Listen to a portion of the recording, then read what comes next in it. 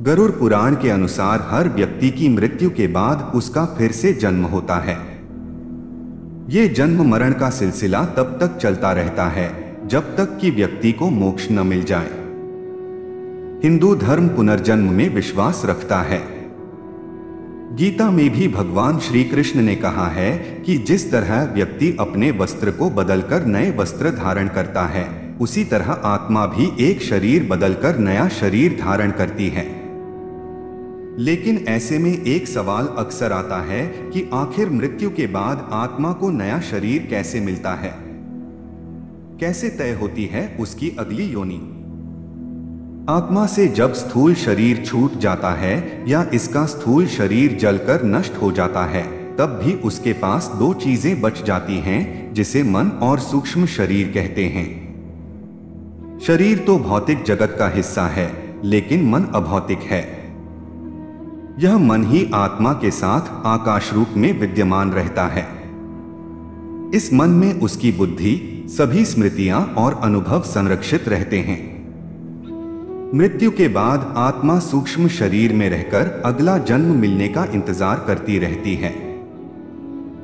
इस इंतजार में कुछ आत्मा भूत बनकर भटकती है, तो कुछ गहरी सुषुप्ति अवस्था में रहती है, कुछ पितृलोक चली जाती है और कुछ देवलोक। लेकिन सभी को फिर से धरती पर पुनः किसी पशु, पक्षी या मनुष्य की योनि प्राप्त करने के लिए लौटना होता है।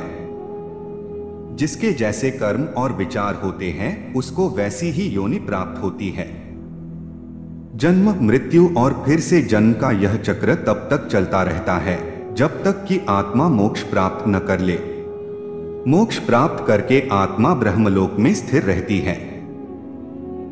इस जन्म में मनुष्य योनि मिलने का अर्थ यह नहीं कि अगला जन्म भी इसी योनि में मिलेगा, क्योंकि जीवन मरण और अगला जन्म सब कुछ कर्मों के आधार पर ही तय होता है।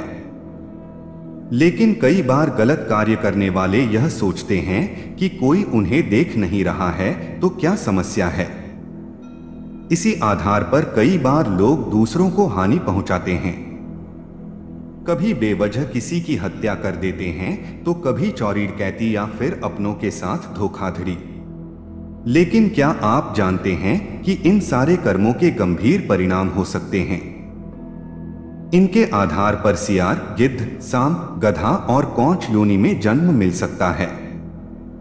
तो कर्म के आधार पर कौन से कर्म से कौन सी योनि मिलती है, आइए जानते हैं।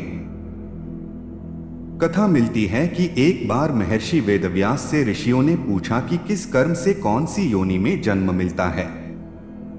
तब उन्होंने विस्तार पूर्वक बताया। वेदव्यास जी ने बताया कि जो भी व्यक्ति पराई स्त्री के साथ संबंध बनाता है, उसे भयानक नरक भोगना पड़ता है। इसके बाद एक अलग अलग योनियों में भटकना पड़ता है। महर्षि ने बताया कि यदि कोई व्यक्ति किसी का कत्ल करता है तो यह जघन्य अपराध की श्रेणी में आता है। ऐसा कर्म करने वाला अगले जन्म में गधा बनता है। लेकिन यदि वह जिस शस्त्र से हत्या करता है उसी से उसकी भी हत्या हो जाए तो उसे मृग योनि मिलती है। इसके बाद वह मछली, कुत्ता और बाघ बनता है। लेकिन इन योनियों में भ्रमण करने के बाद वह मनुष्य योनि में जन्म लेता है। महर्षि वेदव्यास ने कहा कि हर स्त्री का आदर करना चाहिए, कभी भी किसी भी स्त्री को परेशान नहीं करना चाहिए, अन्यथा ऐसा करने वाले सबसे पहले भेड़िए के रूप में जन्म लेते हैं। इसके बाद वह कुत्ता बनते हैं, फिर सियार, गिद्ध, सांप, कौआ और बगुला बनते हैं। इन सभी योनियों में जन्म लेने के बाद उसे मनुष्य योनि में जन्म मिलता है। वेदव्यास जी ने बताया कि चोरी करना हमेशा ही गलत है, फिर चाहे वह स्वर्ण हो या वस्त्र, इसके परिणाम भुगतने ही पड़ते हैं। उन्होंने बताया कि यदि कोई व्यक्ति वस्त्रों की चोरी करता है तो वह अगले जन्म में तोता बनता है। वहीं सुगंधित पदार्थों की चोरी करने वाले छछूंदर के रूप में जन्म लेता है। इसलिए कैसी भी परिस्थिति हो, लेकिन चोरी करने से सदैव ही बचना चाहिए। महर्षि ने बताया कि बड़ा भाई पिता तुल्य होता है, इसलिए वह सदैव ही आदरणीय है। कभी भी किसी भी परिस्थिति में उसका अनादर न करें, अन्यथा कौंच नामक पक्षी के रूप में जन्म लेना पड़ता है। उसका जन्मकाल 10 वर्षों का होता है।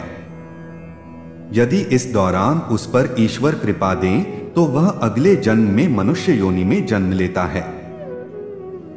वेदव्यास जी ने बताया कि जो व्यक्ति सदैव दूसरों की मदद करता है, पशु पक्षी और अन्य जीवों पर दया करता है, जरूरतमंदों की मदद करता है और निस्वार्थ भावना से संचित धन का उपयोग धार्मिक कार्यों में करता है, तो ऐसे व्यक्ति अगले जन्म में मनुष्य योनि में ही जन्म लेते हैं।